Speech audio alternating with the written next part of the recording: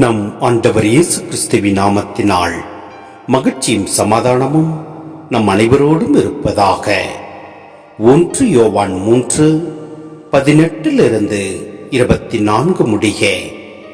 பிள்ளைகளே, நாம் சொல்லிலும் பேச்சிலும் அல்ல, செயலில் உண்மையான அன்பை விளங்க செய்வோம். இதனால் நாம் உண்மையை சார்ந்தவர்கள் என அறிந்து கொள்வோம். நம் மனச்சான்று நாம் குற்றவாளிகள் என தீர்ப்பளித்தாலும் கடவுள் திருமுன் நம் உள்ளத்தை அமைதிப்படுத்த முடியும்.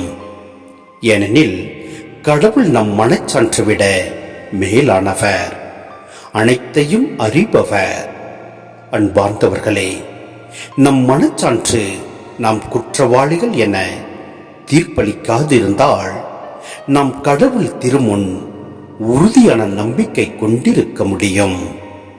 அவரிடம் நாம் எதை கேட்டாலும் பெற்றுக்கொள்வோம். ஏனெனில் அவர் கட்டளைகளை கடைபிடிக்கிறோம். அவர் திருமுன் அவருக்கு உகந்தவற்றையே செய்து வருகிறோம். கடவுள் நமக்கு கொடுத்த கட்டளைப்படி அவருடைய மகன் இயேசு கிறிஸ்துவிடம் நம்பிக்கை கொண்டு ஒருவர் மற்றவரிடம் அன்பு செலுத்த வேண்டும். இதுவே அவரது கட்டளை. கடவுளுடைய கட்டளைகளை கடைபிடிப்பவர் அவரோடு இணைந்திருக்கிறார். கடவுளும் அவரோடு இணைந்திருக்கிறார். கடவுள் நம்மோடு இணைந்திருக்கிறார் என்பதை அவர் நமக்கு அருளிய தூய ஆவியால் அறிந்து கொள்கிறோம். சிந்தனை: நம் மனச்சான்று நாம் குற்றவாளிகள் என தீர்ப்பளித்தாலும் கடவுள் திருமுன் நம் உள்ளத்தை திருப்திப்படுத்த முடியும். ஏனெனில் கடவுள் நம் மனச்சான்று விட மேலானவர் என்னும் கூற்று நம்மை வியக்க வைக்கிறது. ஆனால் அதுவே உண்மை. சில வேளைகளில் நாம் யாவற்றையும் முழு நிறைவுடன் செய்ய முடிவதில்லை. நம் குறைகள் கண்டு நாமே மனம் வருந்துகிறோம், நம்பிக்கை இழக்கிறோம். எனினும் நம் மனச்சான்று விட கடவுள் நம்மை முழுமையாய் அறிந்தவர். அவர் நம் அன்பு செயல்கள் அனைத்தையும் அறிந்தவர். நம் அன்பு செயல்கள் முன் நம் குறைகள் மறைந்து போகின்றன. அன்பு பல பாவங்களை மறைக்கும். இவ்வாறு கிறிஸ்துவ வாழ்வில் இறுதி வெற்றி அன்புக்கே.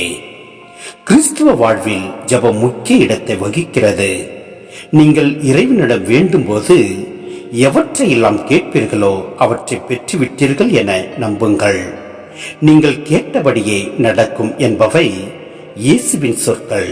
எனினும் இறைவனிடம் வேண்டும் நாம் அவர் காட்டிய வழியில் நடக்க வேண்டும். இது இன்றியமையாதது.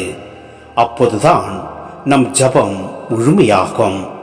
எனவேதான் இங்கு அவரிடம் நாம் எதை கேட்டாலும் பெற்றுக்கொள்வோம் என்று கூறிய திருமுகாசிரியர் உடனடியாக, ஏனெனில் அவர் கட்டளைகளை கடைபிடிக்கிறோம், அவர் திருமுன் அவருக்கு உகந்தவற்றையே செய்து வருகிறோம் என கூறி ஜெபம் பற்றிய தம் கூற்றை நிறைவுபடுத்துகிறார். நாம் கடைபிடிக்கும் அவருடைய கட்டளைகள் அவரை நம்புவதும் ஒருவர் மற்றவரிடம் அன்பு செலுத்துவதுமே. எனவே நாம் ஒருவருக்கொருவர் அன்பு கொண்டு அவரது கட்டளையை கடைபிடித்து வாழ்வோம். எல்லாம் அல்ல இறைவன் நம்மை நிறைவாய் ஆசீர்வதிப்பார். ஆமென்.